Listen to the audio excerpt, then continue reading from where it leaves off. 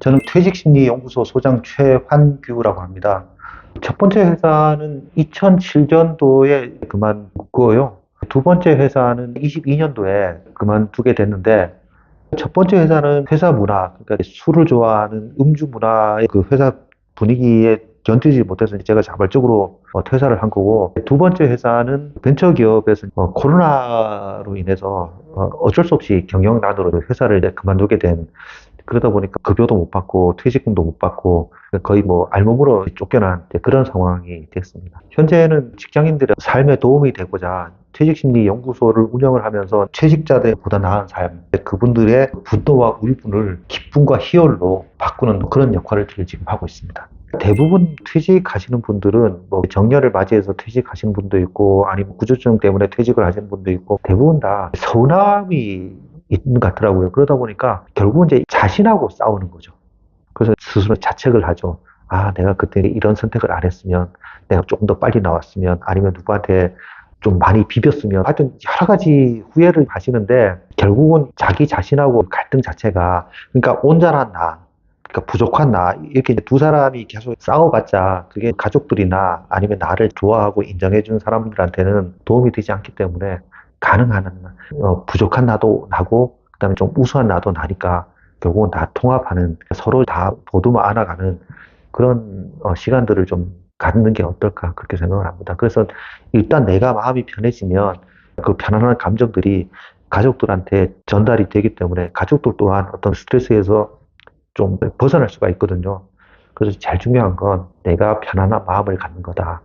극단적으로 내가 아무리 지금 회사 욕을 한다고 하더라도 과거에 타임머신을 타고 가지 않는 한은 과거를 되돌릴 수가 없기 때문에 아무런 의미가 없다는 거죠. 오히려 지금 분노가 차서 내가 신경질적으로 운전을 한다든가 아니면 술을 먹는다든가 이렇게 했을 때 분명히 사고 날 가능성도 많거든요. 그러면 그 수습 비용 또한 내가 감당을 해야 되기 때문에 내 인생 자체를 망가뜨릴 수도 있으니 제발 지금 내가 하는 말이나 행동이 나를 보호하고 우리 가족들한테 도움이 되는 건가 그렇게 판단을 한번 해보시고 그게 도움이 안 된다고 생각하면 냉정하게 과거하고 단절하는 그런 용기를 가지시면 어떨까 그렇게 권해드립니다.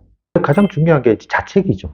시선을 과거로 돌리는 한은 항상 아쉬움이 남고 화가 나고 이렇게 될 가능성이 많거든요. 그 대상이 내가 될 수도 있고 아니면 나를 힘들게 했던 상사나 동료가 될 수도 있기 때문에 실제로 우리가 냉정하게 따져보면 그 사람들하고는 비즈니스 관계지 혈연 관계가 아니지 않습니까? 그러다 보면 그 사람들 아무리 생각을 하더라도 내 인생에는 도움이 안 되니까 빨리 단절을 하고 어떻게 하면 내가 시선을 미래로 돌릴 수 있을까? 여기에 집중하시는 게 훨씬 더 도움이 된다. 그 다음에 어떤 경우에도 가족들을 비난을 하지 마세요.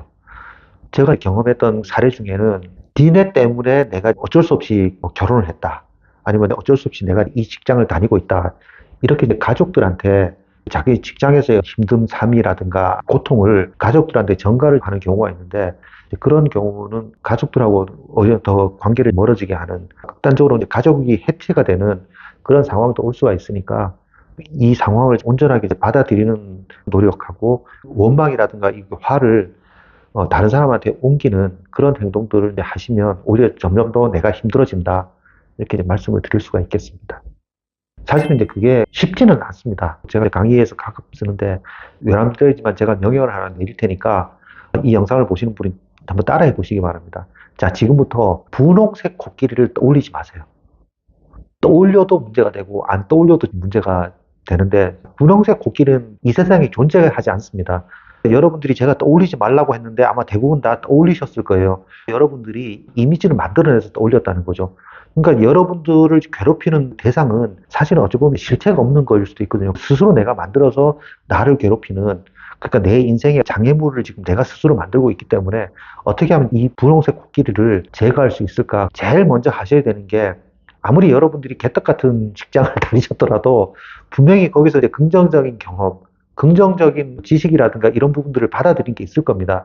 그래서 먼저 긍정적인 경험들을 계속해서 아주 작으나마 좀 떠올리시고 정 그게 안 되시면 여러분들의 가족을 한번 떠올리십시오. 계속해서 내가 원방 대신에 긍정적인 경험이라든가 긍정적인 추억 아니면 내가 좋아했던 선배 이런 사람들을 올리다 보면 감정이 조금 더 가라앉을 수가 있거든요. 그래서 거기서부터 시작을 하시면 되는데, 평소에 잘 안 하시는 것 중에 하나가 뭐냐면, 여러분들이 어떤 사람인가, 그다음 내가 어떤 경험들을 가지고 있는가, 내가 어떤 지식을 가지고 있는가에 대한 탐색을 잘 안 하세요.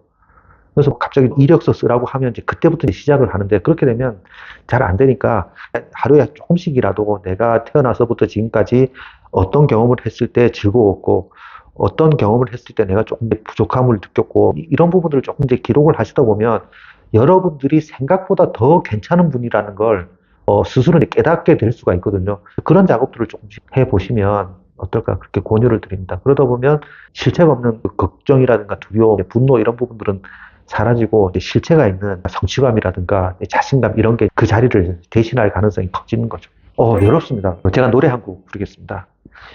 인생은 나그네 길 빈손으로 왔다가 빈손으로 가는 것. 이게 아주 오래된 가수 중에서 이제 서울법대 나오신 그 노래 실력도 마찬가지고 장력으로 굉장히 유명하신 그 분의 노래인데, 결국은 이제 혼자 태어나지 않습니까? 여럿이 같이 태어나는 것도 아니고, 결국은 아무리 이제 옆에서 누가 있더라도 의사선택 가는 거는 스스로 하는 부분이고, 그다음 퇴직하시는 분이 좀 괴로운 것 중에 하나가, 사람들 틈에 있다가 갑자기 그 혼자가 되는, 이러다 보니까 약간 좀 위기의식도 느껴지는데, 여러분들이 이제 혼자 있는 외로움을 느끼는 시간이 사실은 얼마 안 될 겁니다. 그래서 지금 이 시간을 충분하게 즐기시는 건 어떨까, 그렇게 이제 권유를 드립니다.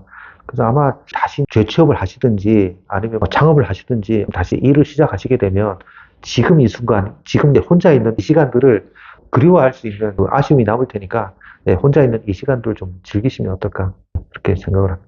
퇴직 후에 잘 살고 있는 분들의 공통점은 자기 일에 대해서 성취감을 많이 느끼셨던 분들이 좀 잘 사시는 것 같기도 한데, 제가 좋아하는 선배가 있는데, 그 선배는 정말 이제 회사 일에 열심히 했거든요. 저보다 술도 훨씬 덜 먹고 했는데, 그 선배를 보면 정말 존경한다, 이런 마음이 드는 게, 그 선배는 어떤 경우에도 화를 안 냅니다. 그러니까 평상심을 유지하면서 업무에 임하시는데, 우리가 가장 중요한 게 일과 삶을 이제 구분을 해야 되는데, 회사 일이 힘든 게 일하고 사람하고 구분이 안 될 때 정말 힘들어지는 거거든요. 예를 들어 상사가 나한테 업무를 준다고 하면, 저 인간이 왜 나한테만 이렇게 과도한 업무를 줄까? 뭐 이렇게 생각을 하다 보면 업무하고 상사하고 같이 연계가 되는 이제 그런 상황이 오다 보면, 이제 일을 준 그 상사가 미워지게 되는, 그렇게 되면 내가 이 회사를 선택을 했지만 상사 때문에 내가 지금 힘들게 되는, 그러니까 모든 내 고통의 원인이 상사로 지적을 하게 되는데, 그런 식으로 시작하게 되면 불행하게 되는 거죠. 그래서 제가 권유드리고 싶은 건 감사하는 마음을 갖자.